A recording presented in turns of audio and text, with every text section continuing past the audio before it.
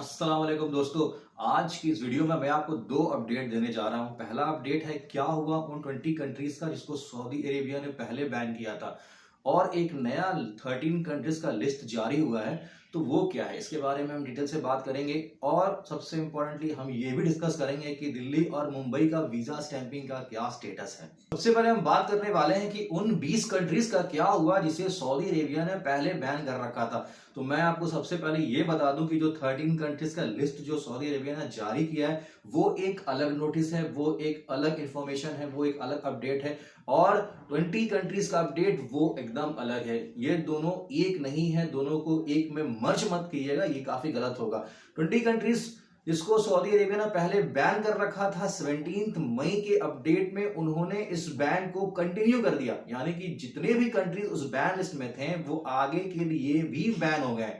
उसमें से किसी को भी कोई छूट नहीं दी गई है। जो थे बैन में वो आज भी बैन है, उसको कंटिन्यू कर दिया गया है। अब ministry of interior Saudi Arabia ने एक नया लिस्ट जारी किया है 13 कंट्रीज का, जिसमें अपने सिटीजन्स को जाने के लिए उन्होंने मना किया है और वार्न किया है कि बिना परमिशन लिए कोई भी उस कंट्री से ना तो डायरेक्टली जा सकता है और ना ही ट्रांजिट हो सकता है। अगर कोई जाना चाहेगा तो उनको मिनिस्ट्री ऑफ इंटीरियर से एक परमिशन लेना होगा, और अगर वो परमिट करते हैं तो ही आप फ्लाई कर पाएंगे। तो ये है डिफरेंस 13 कंट्रीज के लिस्ट में और 20 कंट्रीज के लिस्ट में।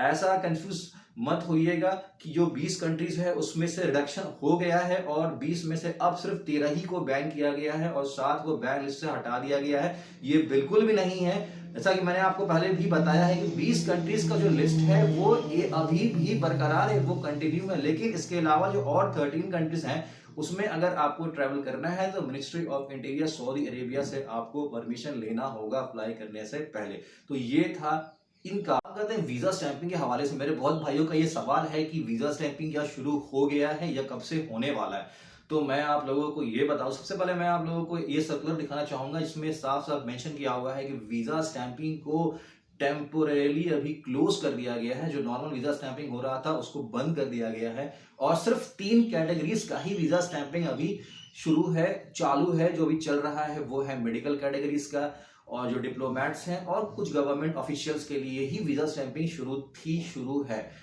इसके अलावा कुछ दिनों के बाद एक और नया सर्कुलर आया था, उसमें यह बताया गया है कि ईद की छुट्टियों के बाद जब फिर से एम्बेसी ओपन है तो उसमें कौन सा काम चल रहा है, उसमें भी यही 3 काम को ही फॉरवर्ड किया गया है। ये नहीं बताया गया है कि जो नॉर्मल वीजा स्टैंपिंग है वो कब से शुरू होने वाला है।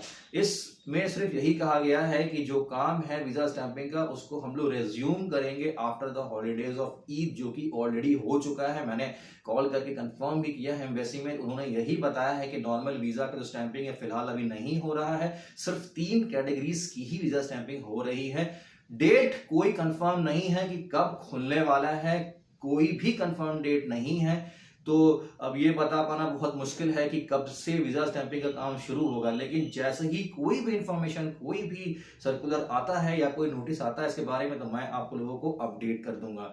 इसके साथ ही दिल्ली एम्बेसी में भी मैंने कांटेक्ट किया है, वहां से भी मैंने कंफर्म किया है कि वहां भी वीजा स्टैंपिंग का काम फिलहाल नहीं चल रहा है। तो इन शॉर्ट वीजा स्टैंपिंग का काम ना तो मुंबई और ना ही दिल्ली कहीं पर भी नहीं चल रहा है। अभी दोनों ही जगह टेम्पररी क्लोज्ड है, और कब से रीओपन होगा और कब से वीजा जो नॉर्मल वीजा स्टैंपिंग है वो कब से स्टार्ट होगा ये बता पाना अभी बहुत मुश्किल है। लेकिन जैसे मैंने आपको कहा है, जैसे ही कोई इन्फॉर्मेशन आता है इसके रिगार्डिंग मैं आप लोगों को अपडेट कर दूंगा। तो ये था आज का 2 इंपॉर्टेंट अपडेट जो मैंने आपको बताना जरूरी समझा है। बने रहिए हमारे साथ ताकि सारा इन्फॉर्मेशन सऊदी अरेबिया से रिलेटेड आप तक पहुंचता रहे। ख्याल रखिए, take care, be home, stay home and get yourself vaccinated. Thank you so much for watching my channel. Have a nice time.